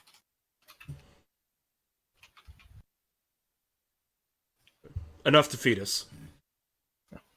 But from there, the journey becomes quite a bit easier.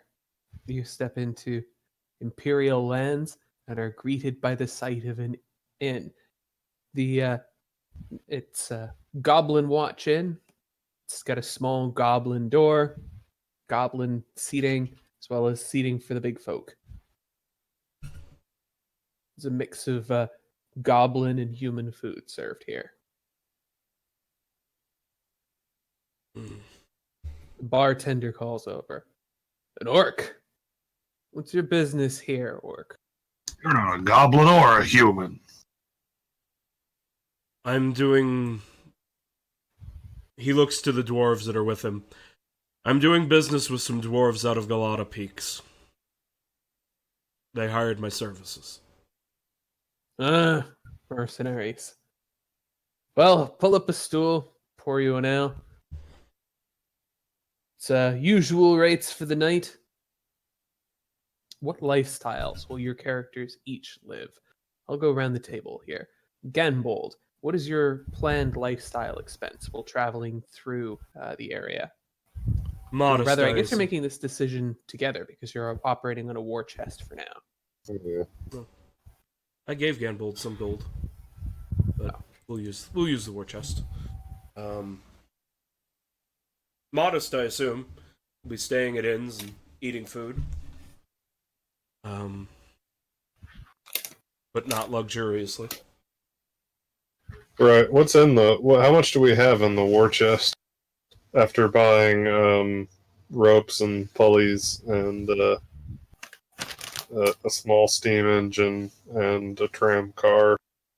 We didn't quite buy all of those things, but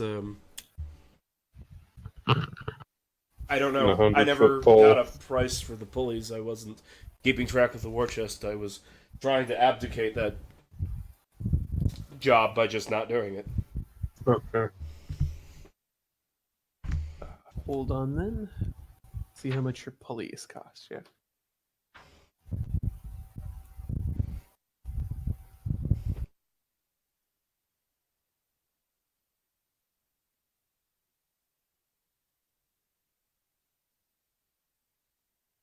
Yeah, because there's not like a thing in the. Oh, there is. It's block and tackle, they call it. Oh, okay. But so they're a gold piece each plus the rope. So you've still got you probably didn't spend more than 10 gold on that kit. Mm-hmm. All right, I'll track the chest then. So we got 90 gold left. So yeah, modest sounds. All right. Well, let's see if you can even do that because it's 19 days through the Empire, and there are 4 of you. So that's 76 gold. Mm-hmm. Yeah. That will. And then on the way back, we'll live inside the Aboleth. Well, I think you're going to have to be traveling through the woods for your way back. Hold on. So if we spend all that gold on traveling, that will leave us very little gold, or that won't leave us a huge amount of gold to buy rations once we reach Rankburn.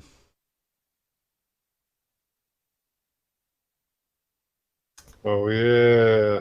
Well, perhaps we should live more modestly than modest. Well, I can do you some stale bread, pick out leftovers from other people's meals, and you can sleep on the inn floor. That'll cost you 2 silver pieces. That's something nice and depressing. I'm still gonna charge you money. That's how it is. Yeah. I'll go sort of poach forage the land around here. If you do that, you will you'll be like committing crimes. Of course, if you're mercenaries, you might find work on the way. Yeah. He's gonna go do that though, and he can share the food with his friends when he gets back. No, make us all complicit in your crimes. Exactly. So your plan is to play the poor rates, but to steal food? I guess they're paying cheaper to stay, and then he's going to try to find actual. I don't remember if there were any mechanical effects of this. and thus if there's any point. I think I actually did write a crime lifestyle. Let's see if I can find those rules that I wrote. Oh, in the Empire. Yes, here we go. Pull up that document. I think I did actually write a specific thing for this. Criminal. Too cheap to pay for your want. You may get by committing petty theft of food and sleeping outside. Expect difficulties if you lack a tent or paying for a room with stolen coin. This requires a sleight of hand dexterity check. And there is a table of results.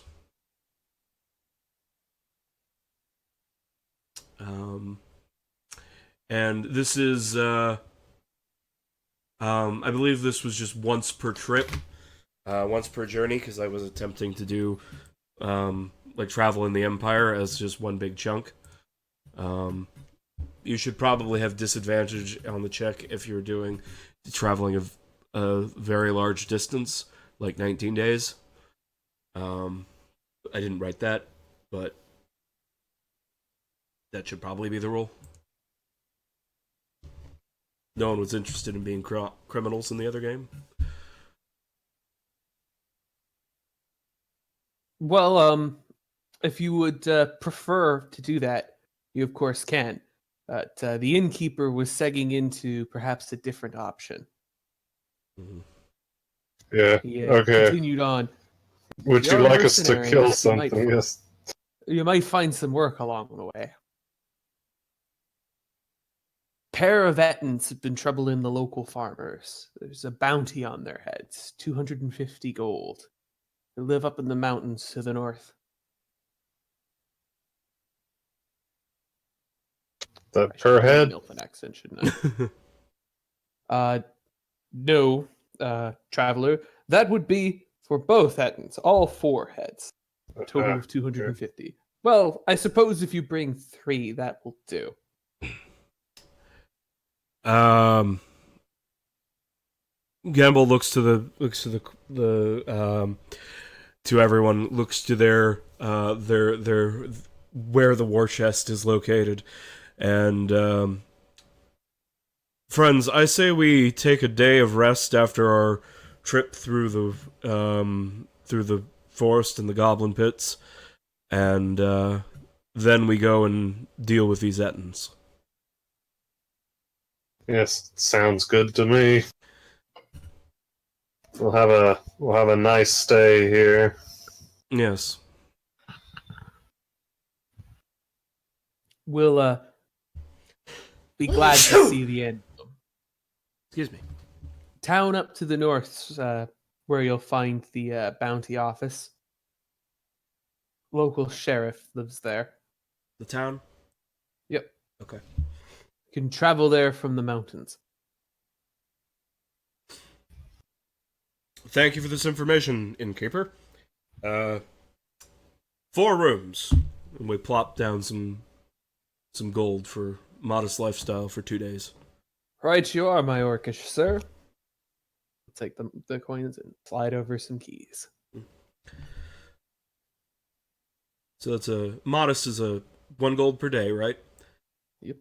So mark 8 gold off from our war chest. Okay. Because we're gonna stay tonight, and then we need take 1 day of rest. All right. So how are you each spending your day of rest? We'll go around the table, starting with Gan. Yanbol, before the day of rest, before going to sleep that night that they arrive, he will recast Fine Steed to That makes a lot of sense. to resummon Sanael. Sanael looks embarrassed to have been consumed by fire. Yes. Eats a candle later for revenge. He spends the night brushing and maintaining Sanael before dismissing them back to the back to their home plane for the night, and then he's going to spend his day of rest. He probably engages in light exercise in the morning, as he's Very restful. Yes, light exercise, but he is an orcish warrior. He's very restless. But he engages in he eats heartily, and engages with any locals who will tell stories or legends or myths about the area. And in exchange, he tells them orcish myths. Very good. People seem happy to exchange myths with the orc. People are very curious about orcish culture, although most of the time they seem to respond to your myths by applying crude stereotypes to orcs as a whole based on the characters. Sometimes this is flattering, assuming you're all like orcish heroes. Other times, this is very unflattering, assuming you are all like the person who had to learn the lesson in the story. Mm-hmm. Yes. Yeah. So that's how Ganbold spends his day. All right. What about Steinigan?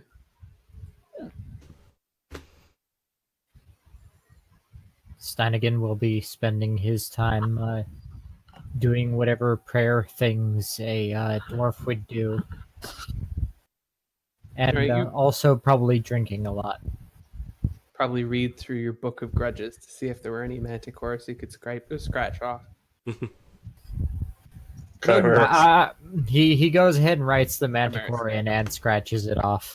Ah, yes, the chimera is written in and scratched off. Perfect. Chimera. Truly a great day. Chimera killed my friend's horse, set him on fire. Avenged.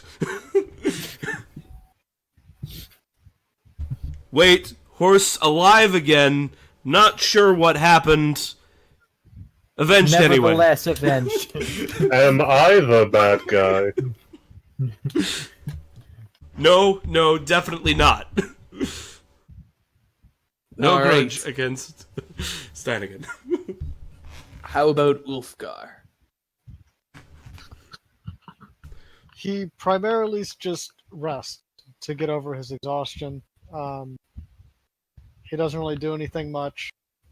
Probably goes and tries to find something to drink, but just kind of sits around. He does adjust one of his spells that's repaired, but that's all. Fair enough. And lastly, Ogle. Ogle will try to take the opportunity when there are people around to make some money. So he'll be playing them some, I guess, local Nilfin tunes that they might actually know, along with some probably insulting elf song about how, like, a Nilfin went into the woods and died because he couldn't find anything that was legally described as food.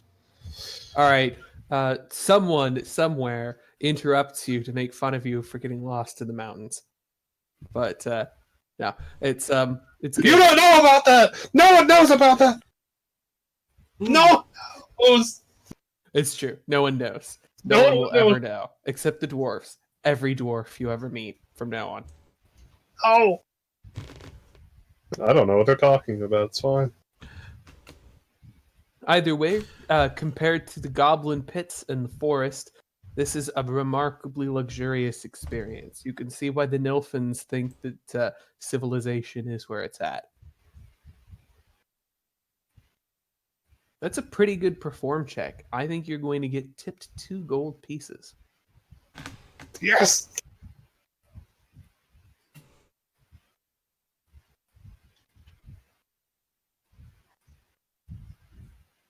All right.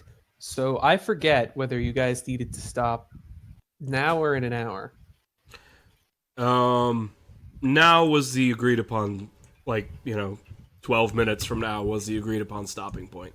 And I think that this is a pretty natural stopping point as well. Yeah, stopping midway through the Etten fights maybe not going to be the optimal approach.